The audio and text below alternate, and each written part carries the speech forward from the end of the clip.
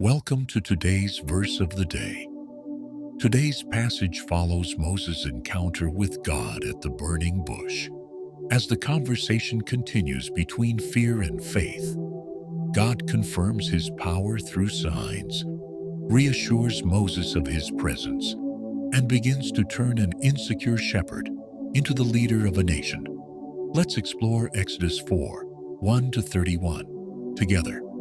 Verse: Moses answered, "What if they do not believe me or listen to me?" Then the Lord said, "What is that in your hand?" "A staff," he replied. The Lord said, "Throw it on the ground." When he did, it became a snake, and Moses ran from it. Then the Lord said, "Reach out your hand and take it by the tail." Moses obeyed, and it turned back into a staff. In his hand, God gave him more signs, his hand turning leprous and then restored, and water from the Nile turning to blood. Still, Moses said, "Pardon your servant, Lord. I have never been eloquent.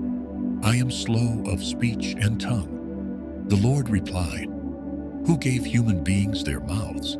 Who makes them deaf or mute? Is it not I, the Lord? Now go.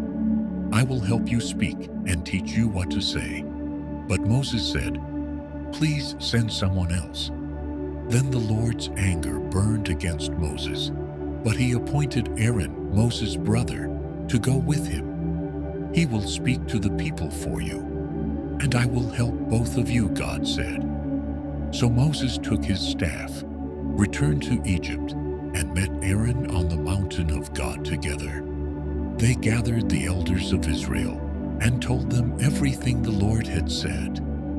Aaron spoke the words, and Moses performed the signs. When the people heard that the Lord was concerned about them and had seen their misery, they bowed down and worshipped.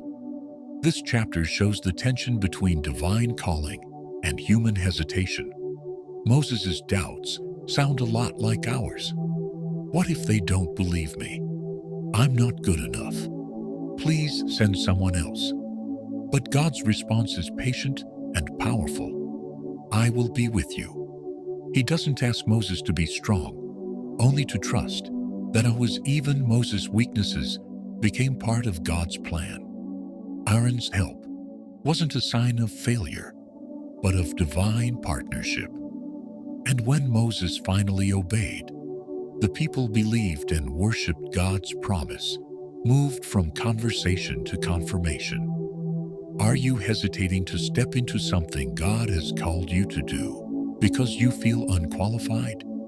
This passage reminds us that obedience matters more than confidence. God equips those he sends. The staff in Moses' hand was ordinary, but in God's power, it became a symbol of authority and miracles.